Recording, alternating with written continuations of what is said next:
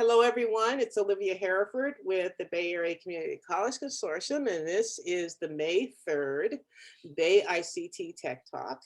And our guest speaker today is Mary Gardner. And I met Mary because she is on the board of the Next Gen Cyber Talent Partnership that we have with them in helping our students get prepared for internships and entry-level jobs into cybersecurity with a focus on equity, on diversity. And so I'm just really excited to have, Mary here representing as a female CISO, has lots of experience. And I've asked her today to not only talk to you guys about, what is she looking for when she's making a hire up and down in her organization, different spots in her organization in cybersecurity and information security jobs. But another little twist, and not only to tell you, what she looks for, but why, and how does that show up in the workplace and why that's important. So anyway, so Mary's gonna just, open it up just briefly, I guess, and talk about what she's looking for, but she's really gonna be looking for you all to ask her questions and, ask the why question like I did. So anyway, Mary, take it away. Hi, thanks for the introduction, Olivia. I'm Mary Gardner. I was previously the CISO at F5, and I've worked as a CISO at Seattle Children's Hospital, Fred Hutch, which is a cancer research organization. Prior to that, I kind of cut my teeth in information security at Washington Mutual, which was a very large financial institution that closed its doors and, well, had its doors closed for them in the financial crisis of 2008. I stumbled into information security. I started my career off thinking I was going to be a biologist, doing research in a lab, and realized that it moved way too slow for me. I would be working on one problem for the rest of my life, and I'm more curious than that, I think. And I need things to move a little bit more quickly and challenge me more. So I worked at a couple different companies, including one collection agency. But I found that technology was really my passion. I enjoyed it. I liked working on the problems. I moved up to Seattle and started with a tech company, a .com, and found a mentor who showed me information security. And that's kind of all she wrote. And for me, information security was just really interesting. It was, this was in the early 2000s. It was new territory. We were just starting to figure out what the skill set needed was, what we needed to do, how we needed to build procedures, etc. And it was a lot of fun. It was moving really quickly. And I think some of that energy still exists in cyber today. It's really interesting though, because we don't have a broad pool of people to bring into the organizations, because I think people still aren't terribly aware of what information security holds in terms of promise for a job. And part of the reason I'm here today is I think we need more diversity and more, we need different opinions in the cyberspace. I think it's really easy to walk into a job in cyber and think that you're going to be a police officer and you're going to say no, and you're going to, put little signs on people's computers when they don't lock them. These are all things that I've actually done in my career, because they were things that were at the time very much status quo for information security. But that's not what information security is about to me. And when I think about the skill sets that I look for in people, the top one is curiosity. I really want people on my team to be curious. why do we do that? How do we do that? I love working with people who like taking things apart and seeing if they can put them back together. One of the teams I had the privilege of building when I was at Washington Mutual was a team of penetration testers. Now, these guys were designed to break applications that we built at the bank. And for the bank to hire a team of white hat hackers was really a new and novel concept in the early 2000s. As a matter of fact, it was the first white hat team at a financial institution in the nation. And I don't have the technical background to do penetration testing. So I would sit down with my team and say, okay, why are you doing this? What are you doing? Show me how you do this. And in one instance, we were, is everybody pretty much aware of what a home loans appraisal application would do? Any questions about that? So this application was designed to gather information about a home that somebody wanted to loan on and do it from a website. So if you were going to apply for a mortgage, you would say, this is the home I want to buy, and this is what it looks like. And then you'd have somebody come out and inspect that home, and they'd enter information into the application as well. And then your home loan specialist at the financial institution you were working with could log into this application and get the information to determine how much of a loan you could get on the property. What was interesting is we were able to break the authentication with 6 keystrokes, which was amazing. And what was fun was the gentleman who was doing the testing got into the application, and he had just had a home loan appraisal. So his home was actually in the application.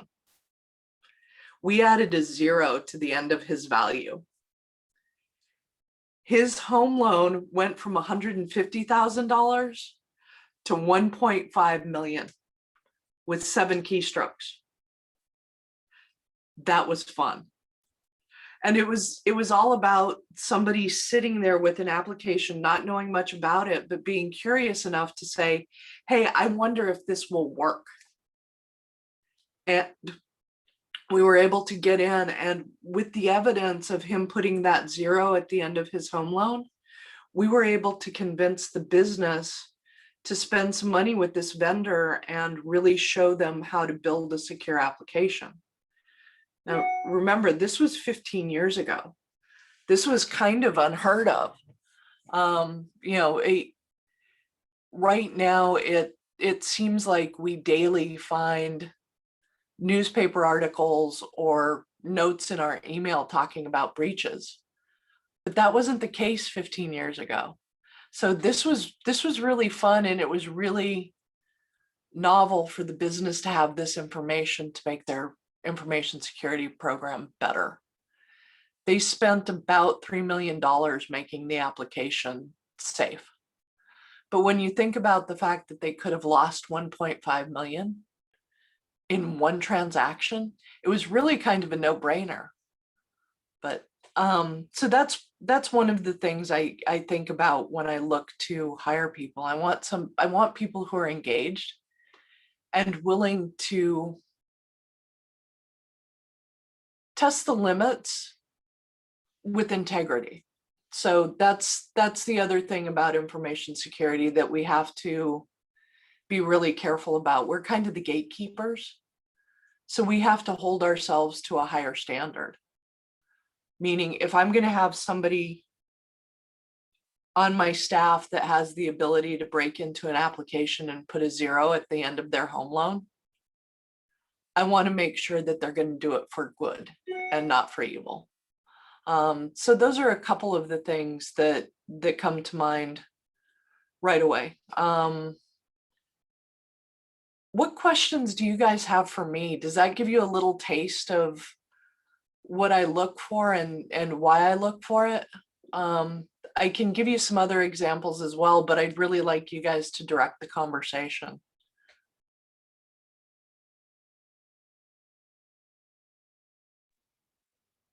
There's, being that there's still just a few of us, also feel free to unmute your mics and ask Mary a question.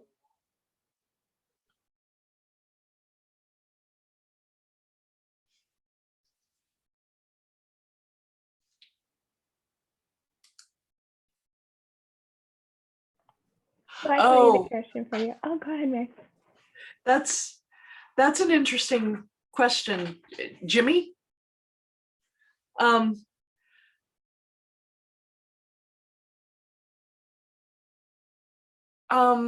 I think when I look at the 2008 crash, it was especially with Washington Mutual. Washington Mutual was a bank that really wanted to say yes to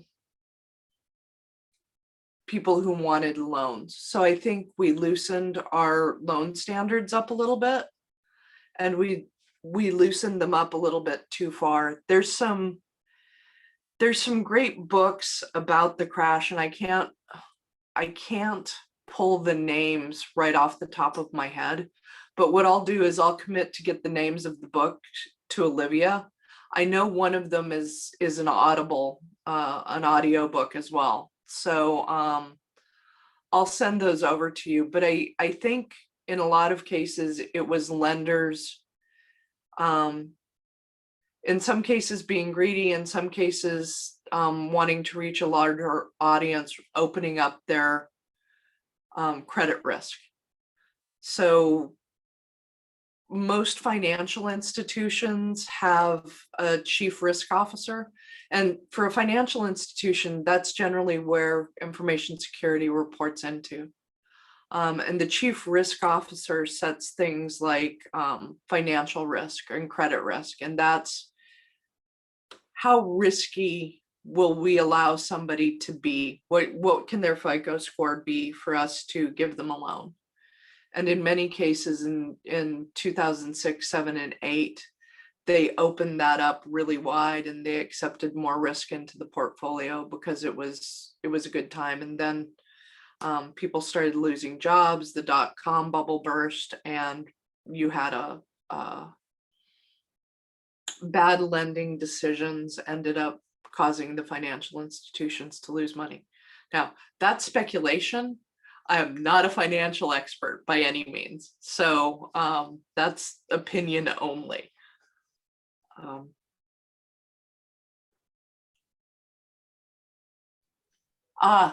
Thank you.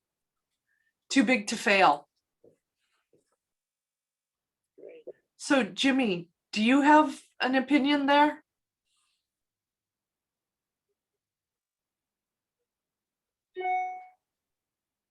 Okay. All of the above. Okay. Yeah. Well, there's another one from Heather. If someone is curious and has high integrity, how would that be expressed in a resume or before the interview? Great question. Yeah, it is. And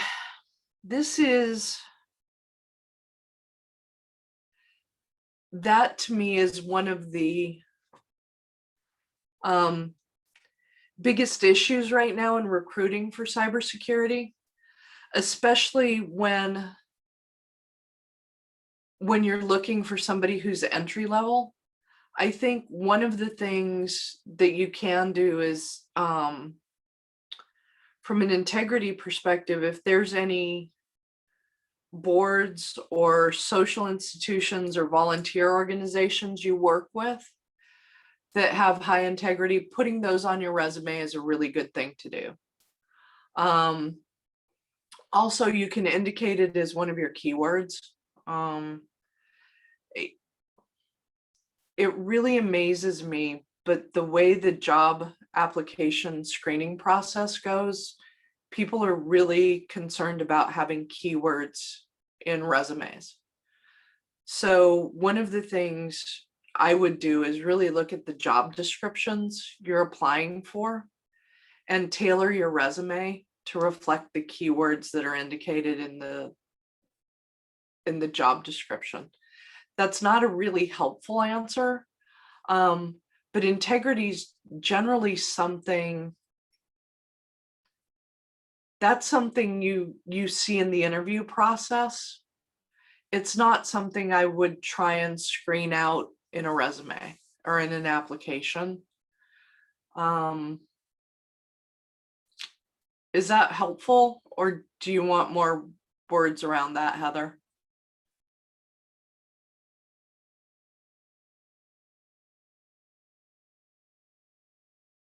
And if you guys want to take your phones off, your mute off, that would be great to have a conversation. Particularly since it's a much smaller group than usual, so we could definitely have a more intimate conversation. So please, if you, and it takes less time to to go off mute and just ask the question than typing it in. So there's a follow-up question from Luciano. Yeah. He said, my follow-on to the last question, there are students who participate in year-round capture the flag events. Do you see that as a good resume entry? Absolutely. Technical skills, what type of experience do you want to see for soft skills? Yeah, I think capture the flag is, especially if you're competing with an institution, that's always important on a resume, especially if you're looking for a job in pen testing or in consulting. I know most of the big four, Deloitte, Ernst & Young, etc., look for a lot of experience in the capture the flag space. I think when you look at some of the other companies like, I am not going to remember their name, but there's a couple companies that do pen testing as a service, crowdsourcing. They definitely would look for CTF on a resume. One gentleman that I was mentoring a couple years ago, he was looking for a job as a software developer. He wanted to develop games. And he found when he got into college that the coursework would take him 6 years. And he wanted to graduate more quickly than that. And I suggested that he get into cyber because he could use engineering skills. So any engineering skills, any development skills, any scripting skills you have reflect on the resume. Any languages you're familiar with would be great to put on a resume. When you talk about soft skills, negotiation is a big one. When you're meeting with a customer and or somebody at your company, your job in a lot of ways is to convince them to spend money on something they don't want to spend money on. Information security can be looked at as an insurance policy by a lot of companies, and you definitely want to be able to make your case. And it goes back a little bit to the pen testing example I talked about. Being able to add that zero and show the evidence, what the consequences were, was a real hard and fast example of why people need to take information security seriously, right? You could lose $1.5 million here.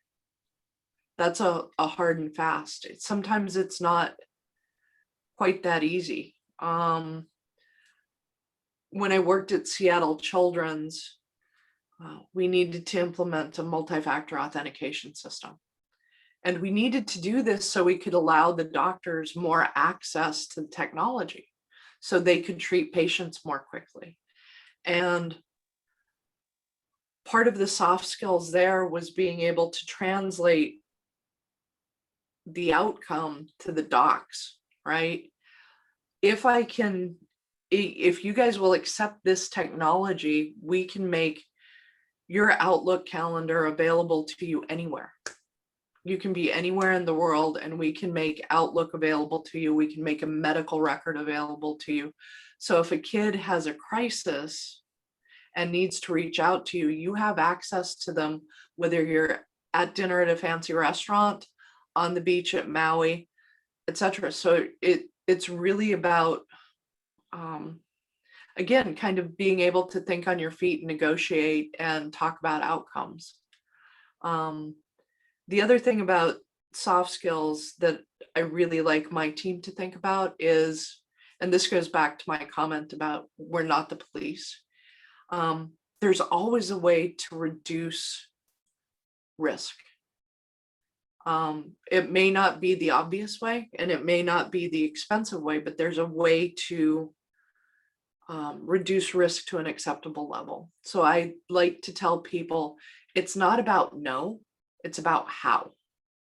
So really being able to think through various situations and figure out, how can I make this work for the business and for information security? And the reason I think that's important is any business is in the business of taking risk, right? The reason you have a credit risk officer or somebody in charge of credit risk is to help you understand the guardrails. If we stay in these guardrails, we're going to be pretty safe. And that's really where I think a lot of the soft skills for the information security function come into play, is helping the business define what those guardrails are, because we're not going to get them to a place where they're going to accept no risk. And that's not our job.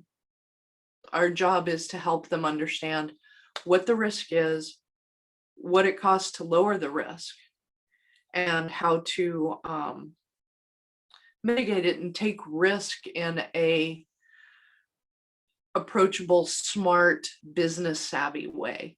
Does that make sense? Well, Mary, to me, it brings to mind your story about the appraisal app, and also it raises a question, particularly in light of some of the more recent breaches. It's always been a third party. It's always been one of your vendors, and so as a CISO, are you more concerned with your partners, your vendors, and their security versus? It seems as though that's the bigger problem in a lot of cases than your internal operations. Yes and no. I think vendors absolutely are a vector of risk. So having a good vendor management program is huge. When you think about the number of vendors any organization has, it's in the hundreds generally if it's a large to medium sized organization. And it's one of those things that you can't control directly. So having a good vendor security questionnaire and looking for good compliance practices and certifications, I think is really important. But ultimately, the vendors are out of your control. I'll give you a really interesting example again from Washington Mutual.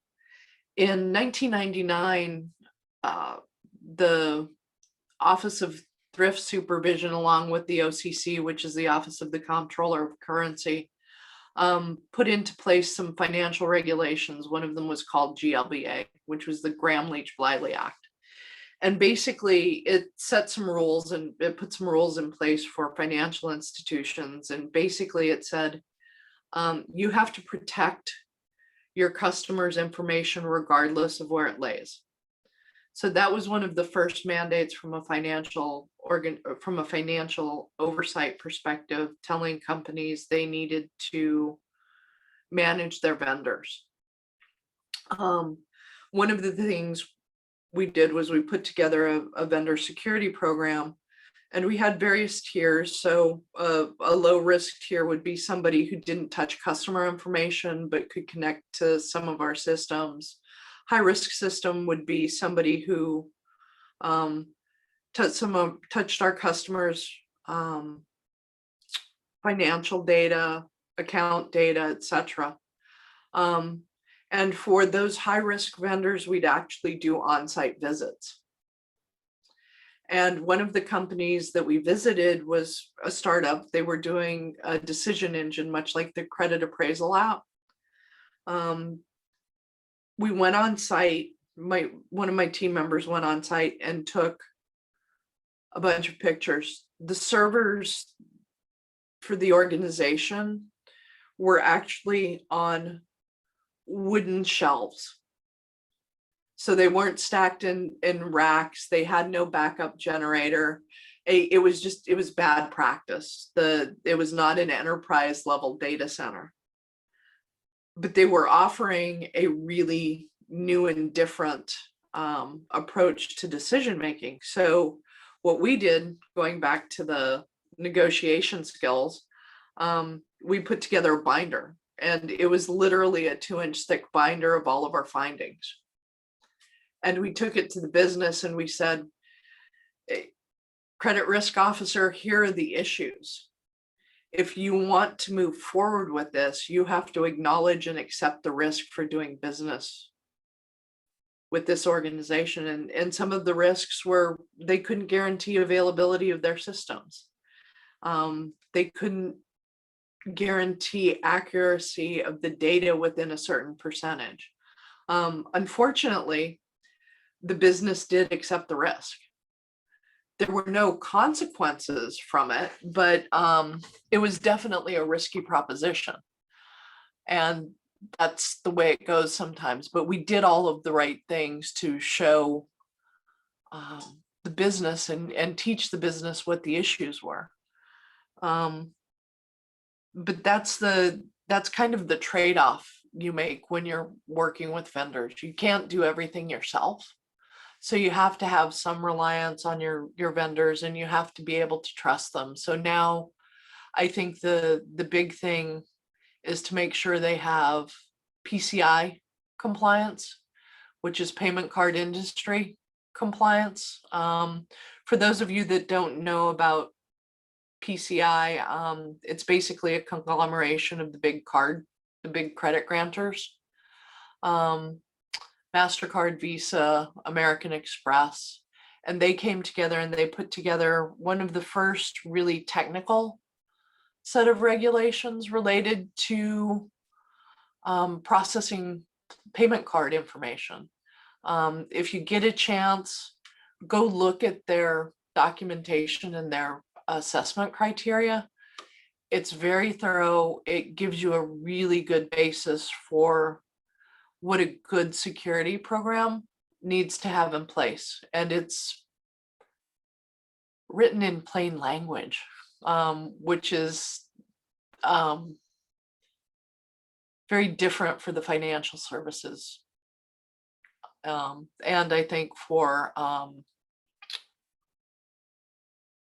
cyber in general, I think most of the regulations are very poorly written and don't give good advice. This is very technical and very well thought out and well written. Okay, so we have another one. Oh, Heather had a follow-up. She's asking you personally, what do you look for in a resume?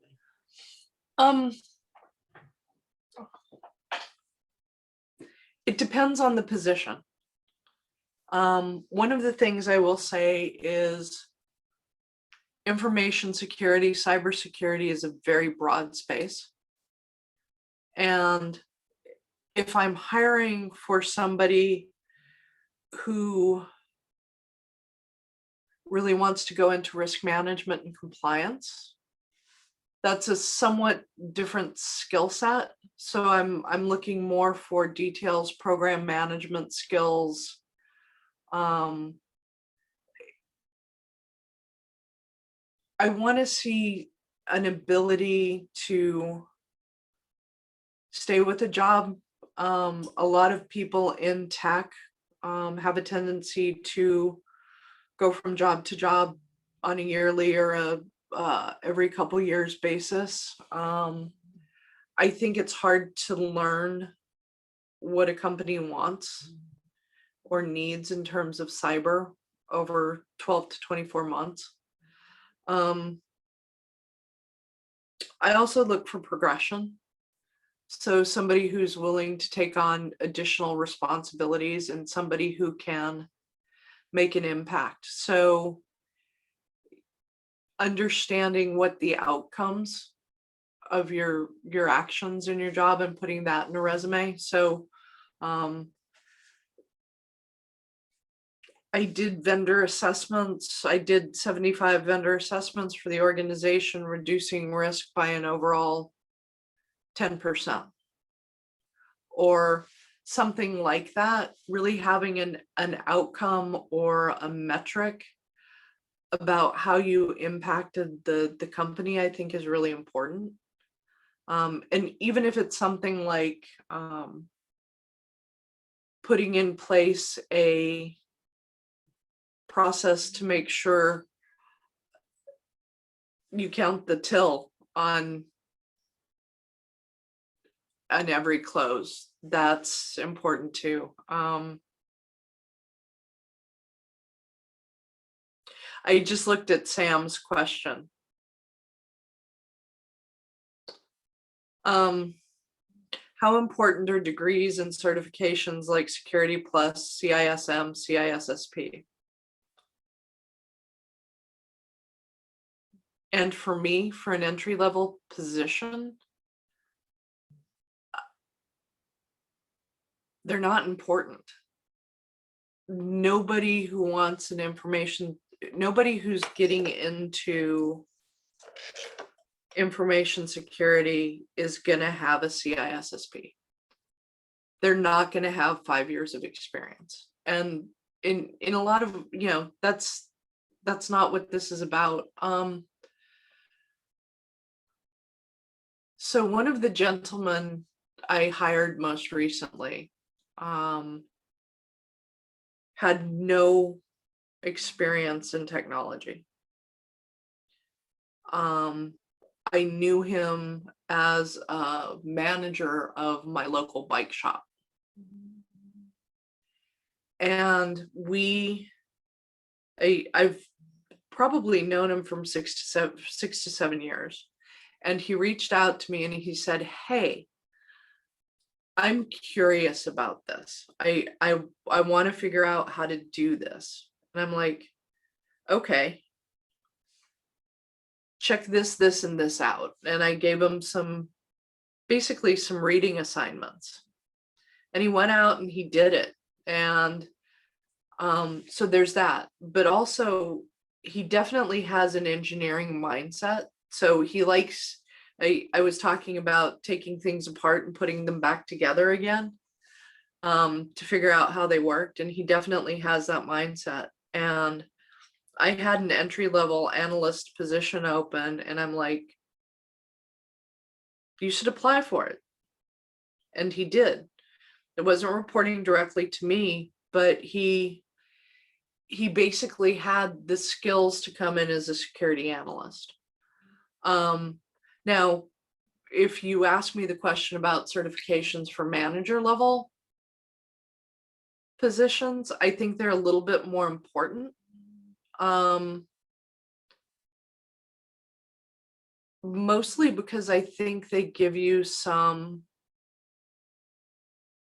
credibility when you're in a management position. But again, I think certifications are tricky. And when I look for degrees, I think about a degree as something that somebody's earned, whether it's relevant to cyber or not, that shows they have the capability to stick with the program and the discipline to get through that. And I think those are qualities everybody wants in a workforce. So I don't think it's particular to cyber, but I think it's I think the degrees are important, and maybe, that relates back to the integrity question, how you demonstrate integrity and discipline in a resume. Um,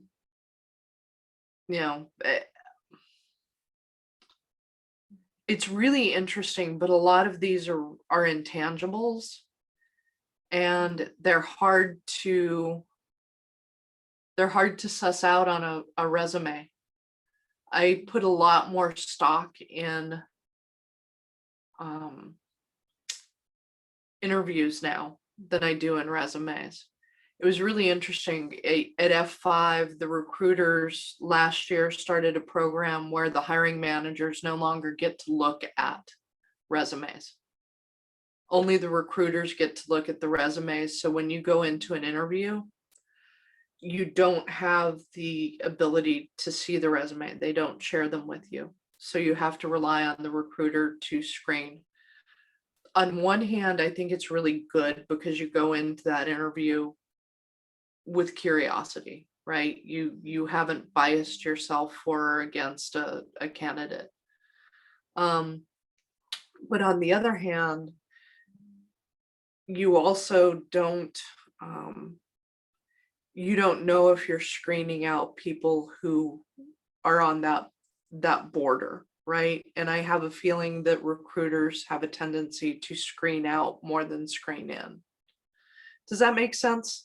Olivia, I see you nodding, but Yeah, because that's what we often hear, particularly for folk trying to get entry level, is that, and that's why you get the question about certifications and degrees, because we're assuming that the recruiter is going to be looking for a certain set of qualifications. yeah. And we're told that, well, if you at least go out and get a Security Plus, if you maybe get a certification, one of the community college cybersecurity certs or AS degrees, at least might get your resume looked at and get you an interview. Yeah, But, and yeah, I think that's really important. That's a really important point. I've been torn about this for a long time, and it's really interesting. There's a LinkedIn thread where a woman who she's the chair of ISC Squared, which is the governing body for the CISSP. She's been putting in applications to see if her resume would get through some of the screening processes. And she'll post on LinkedIn what her experience is. And to date, she has not made it through any of the screening processes, which I find fascinating because she's very well respected in the industry. That tells me that we as security people are doing something wrong. And we as recruiting and working with recruiters, we're doing something wrong. So we have to be able to change that. And I think changing that means that we have to work more closely as leaders with our HR organizations, because we're just shooting ourselves in the foot. I'm losing out on a lot of good talent because my recruiters don't know what I'm looking for. We don't have those conversations anymore. They look at job description and they go off of it verbatim. So it would be nice if we had a better feedback loop to really talk about who are the good candidates who have been successful, because I think what we'd find is those people who are successful aren't always the people that have the certifications. Well, I think of the story you told about the gentleman that worked in the bike shop. I mean, that says to me that networking also is very important. I mean, he knew you. Yeah. He knew what you were doing, and he asked about it. What could I do? Right. And I don't know, but you encouraged him to apply. Um, did he drop your name or something? How did he get through? Um, well, it was truly an entry level position. So and this was one that I think we were very careful about writing the job description to be entry level. So we actually said, things like familiarity with basic programs, ability to negotiate, customer service skills. That's another one that I think is really important for information security. Generally, when people reach out to us, they're already a little intimidated.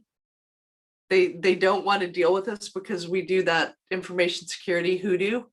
And I think making people at ease and making sure that we respond in a timely manner is really important. And I think those were some things that he brought to the job that were really important in that role.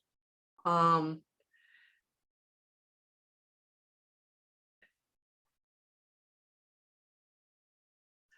looking at the comments. I have to agree with Sam. I've never gotten a job either by submitting a resume. I haven't either.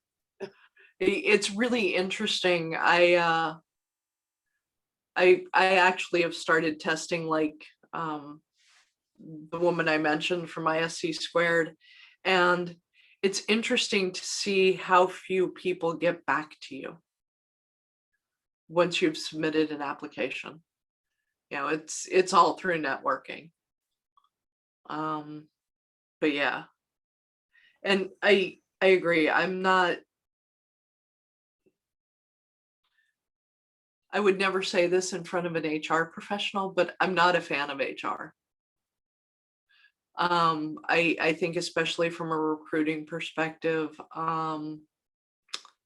they try and be too cut and dry. And it's an art, it's not a science.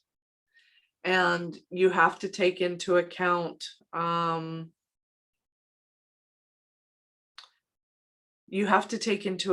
organization that you're working for, the culture, and the makeup of the team, right? Having the wrong person on the team, even if they're brilliant, can just damage everything. So I think it really is an art. But Sam asked, how useful is it to give talks at conferences like B-Sides and DEF CON? That's huge. I will tell you the tale of two people on my team, on my last team. One's very senior, works on the vendor management side, does not like presentations, does not like speaking in front of an audience, wouldn't turn her camera on during meetings. The other woman is on the threat intelligence side. She's grown up giving presentations, very interested in working with the community. And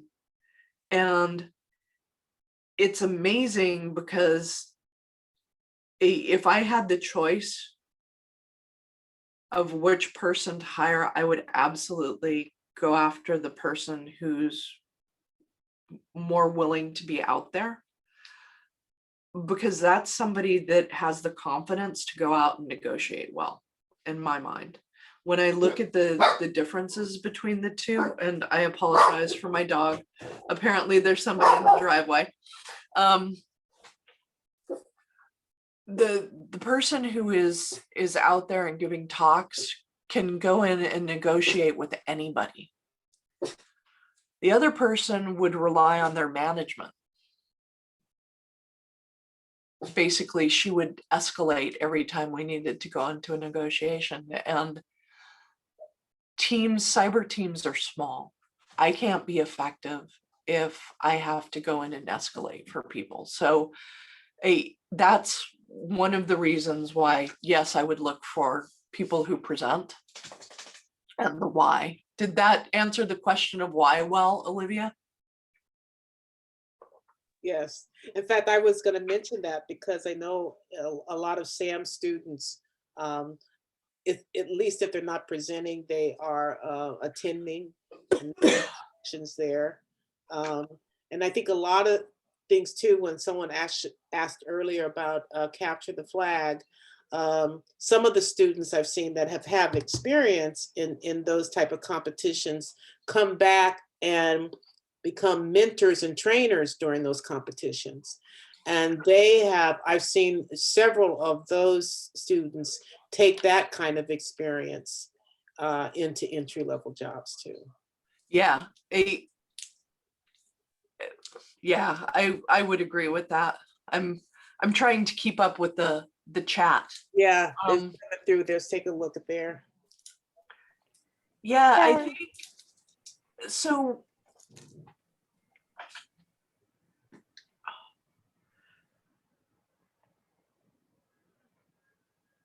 Are you looking at the link one?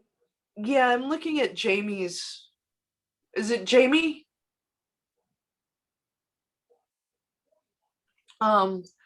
Question about how do we network with expert pen testers? And I think volunteering is a really good way. And I think going to presentations and introducing yourself to the speaker.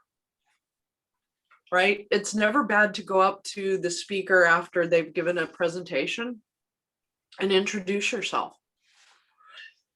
It's hard. I'm not really good with doing that, but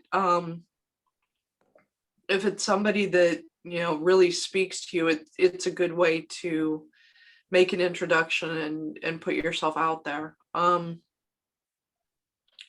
And this is going to sound strange, but one of the things I think about the cyber community is, to a T, almost everybody I know that I think is an expert that would be presenting at B-Sides or at DEF CON, they want to help develop talent, right? One of the things that I think is very sad in this community is as a country, we don't take the time to teach kids about cyber in the same way the bad guys do, right? The bad guys have a network where they groom and teach hacking at a very young age. I mean, some of the kids that are working on botnets are 13, 14 years old. But we're not investing the same from a cyber perspective as an institution in helping kids that young understand the white hat or gray hat side of cyber. And so I think there's a lot of people out there in terms of pen testers and really expert technical people who want to teach kids and want to take them under their wings, and not just kids. I would say novices. I know the University of Washington has a great program for teenagers that can get involved in capture the flag and use that as a leg up to get into the program in cyber. So I would say attend the little conferences, look for meetups and conversations in your area, and just show up, because a lot of times you will find the experts go there to help teach. Maybe not a hiring manager, but people who can really help you gain some experience. So, is that helpful?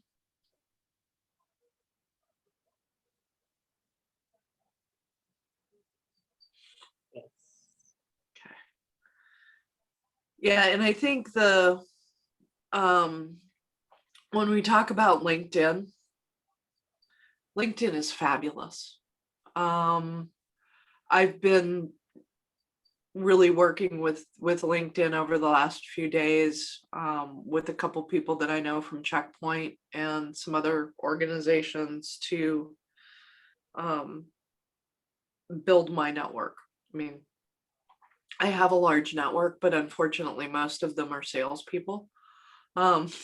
So really working on developing contacts with HR and management is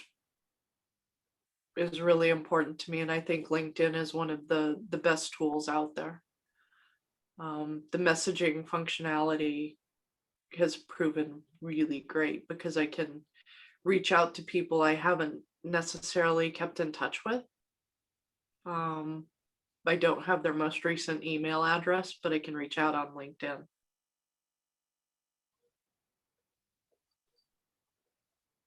What else?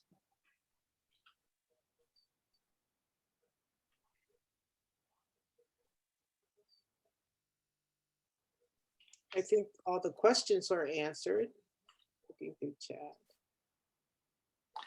And Olivia, if you want to share my email address with them, Mhm.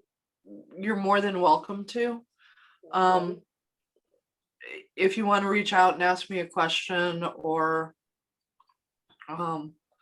look at my contacts on LinkedIn, if you see anything interesting, let me know. Can they reach out and connect to you via LinkedIn? Yeah, absolutely.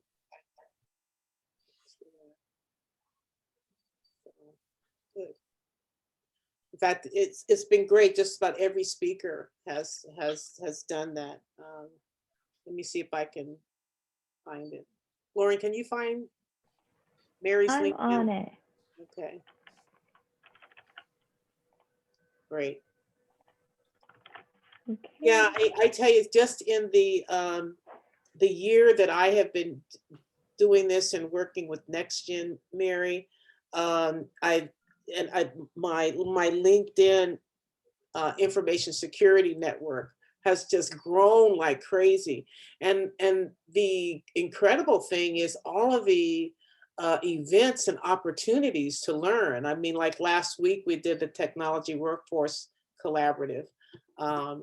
It was a group of the chapter presidents, Silicon Valley and San Francisco chapter presidents of ISSA, ISC squared, ISACA, and the whole thing was about this topic here, talent, and how do we network and help everybody, no matter where they are in the progression of their career in cybersecurity. And so they have all these things springing up, and you learn about them on LinkedIn. I mean, you get connected to people that are connected into those networks, and there's a lot of opportunity out there to meet people. That's fabulous.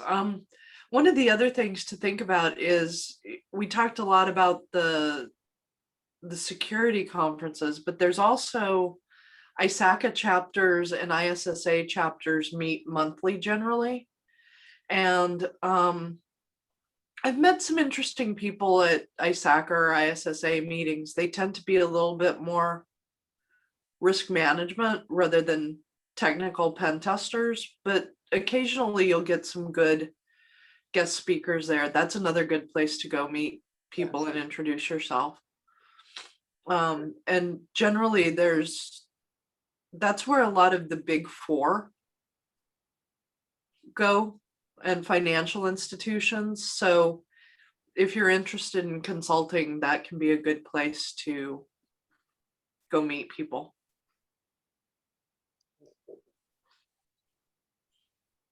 So we've got your LinkedIn in the chat for those of you that want to connect with Mary.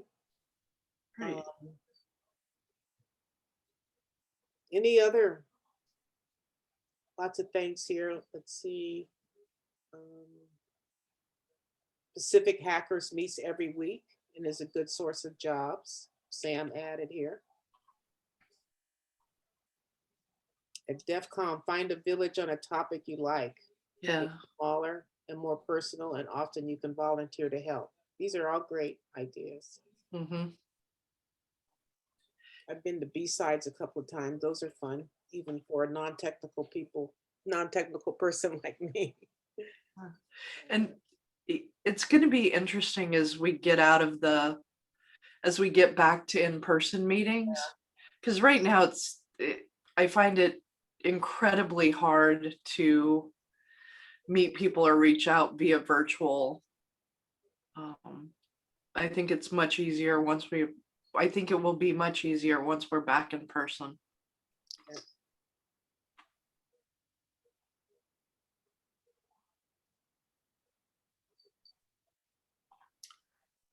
Where to meet cyber professionals and hackers. Lots of places. Capture the Flag, ISSA, ISACA, and again, some of the larger, well, and even the smaller conferences. There used to be a great group in Seattle called the Agora, which was a group of cybersecurity professionals that would meet quarterly. I do not believe they are still, I think they were retired, but I would start with ISSA and ISACA, I think, and try and understand from there what the other groups are, because once you start getting into the community, you'll learn about other meetings and other gatherings and other places to meet professionals. There's a lot of us out there, and we don't do well in isolation, so we have a tendency to create groups. Oh, ISACA, ISACA. Wow. Information security and audit. Let me.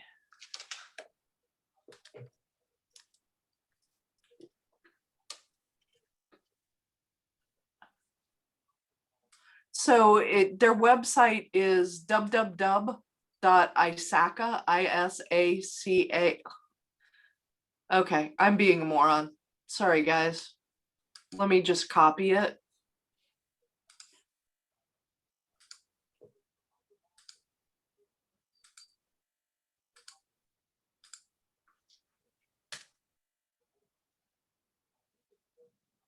Still looking for what the acronym means.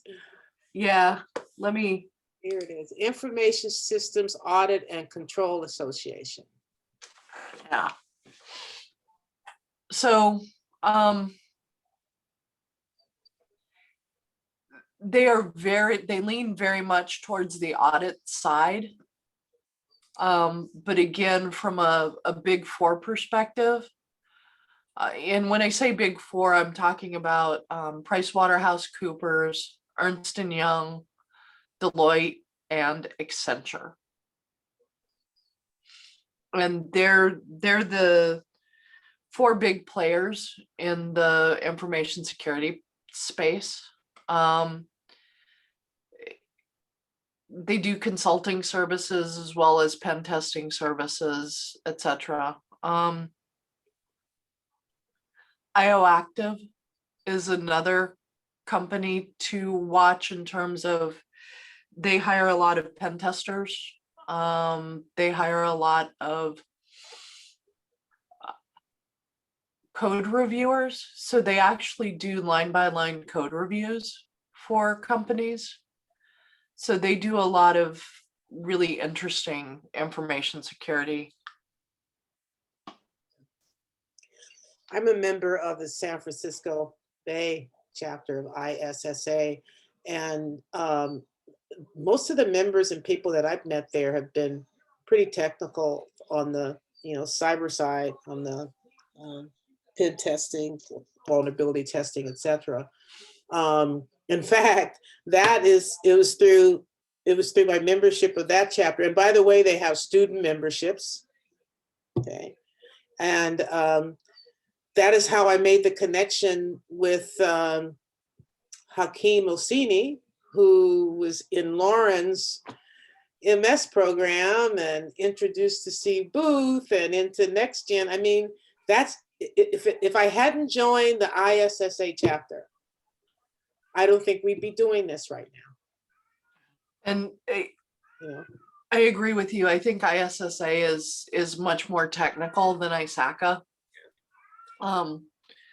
Most of the internal auditors I worked with at Washington Mutual were ISACA members. So if I ever want to hook up with them and talk to them about audit, I go to the ISACA meeting. so anyway, these are, I think, I think one of the messages that we're hearing today is how important networking is and how difficult it would be to just totally rely on a resume to get you into a role. So I really hope this has been helpful and you guys take away some useful tips and ideas here. Mary, thank you so much for your time. We really appreciate it. Oh, pleasure. Thank you. And just to answer Heather's question, you spelled Agora correctly. AGORA. Right. Oh, I'm sorry, I missed that. All right. Thank Well, you. Thank all of you for being here. Thank you so much. And next week we have Bob Zinga, who's got an incredible background. It should be a really interesting talk. I mean, primarily working in Department of Defense, but now he's with the private sector organization. So he should have some really good perspectives. So hope to see you guys next week. So take care. Enjoy the rest of your evening. Thank you. Thanks Bye-bye. again, Mary. Thanks, Olivia.